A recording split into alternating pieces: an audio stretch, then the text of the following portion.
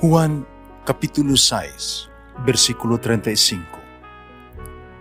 Si Jesus miingon kanila, "Ako mao ang pan nga naghatag sa kinabuhi.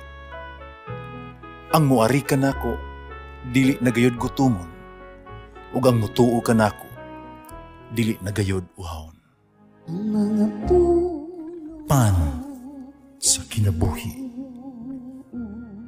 maglikon unta sa mong pagtuo ug gagaka kami sa pagtuman sa imong mahal nga kasuguan.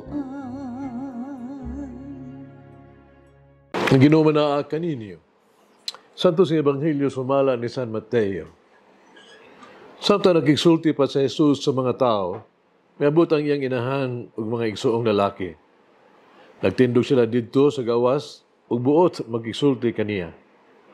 Unya usa sa mga tao didto miingon kaniya, "Ang imong inahan ug mga igsuon atua sa gawas ug buot unta magigsulti kanimo."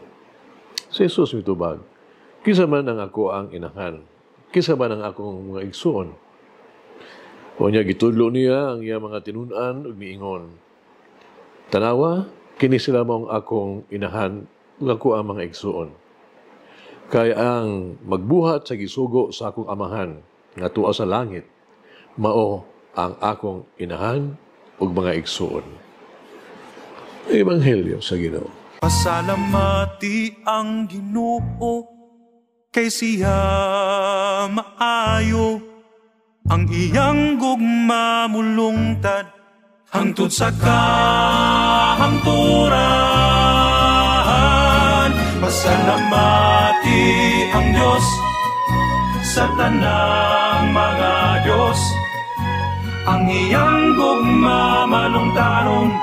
Pasalamati ang Ginoo sa mga Ginoo, ang iyang gugma malungtaron.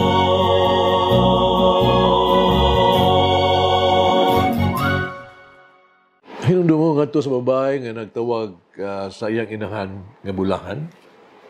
Si Jesus mingon, bulahan hinuon ang nagpatalinghog sa pulong sa Dios ug nagtuman niini. Sa nagusto nag-ingon, busa si Maria bulahan tungod kay siya nakadungog sa pulong sa Dios ug nagtuman niini. Ang iya nahuna mas napuno sa kamatuoran kaysa iyang tiyan pinaagi sa iyang lawas. Si Kristo mo ang kamatuoran. Si Kristo nahimong tao. Si Kristo ang kamatuoran anaa kang Maria.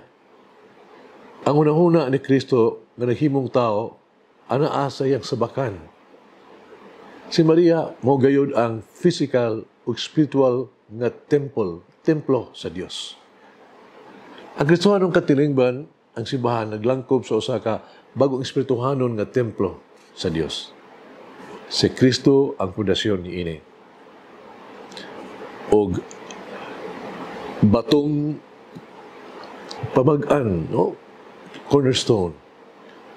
Sa pagkatinuod, ang Dios nagpuyo sa matag Kristohanon. O ang iyang lawas mo ang templo sa balaan, Espiritu.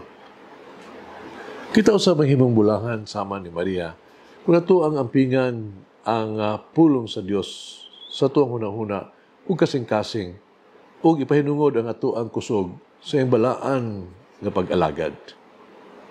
Sama kaniya, kita mosulod sa balay sa Dios. Dili ka usa lang, kundi sa makadaghan. Sa itong pagpauli sa ito ang mga panimalay, di na tubiyaan ang Diyos na mag-inusara dinhi. No, kundi dadun siya sa ito ang baptisimal, no? Nga kalag o glawas, binunyagan kalag galawas. Hangyo natin si Maria na mamayre sa pagtudlo o pagtabang kanato ang mahimong takos nga templo sa Dios.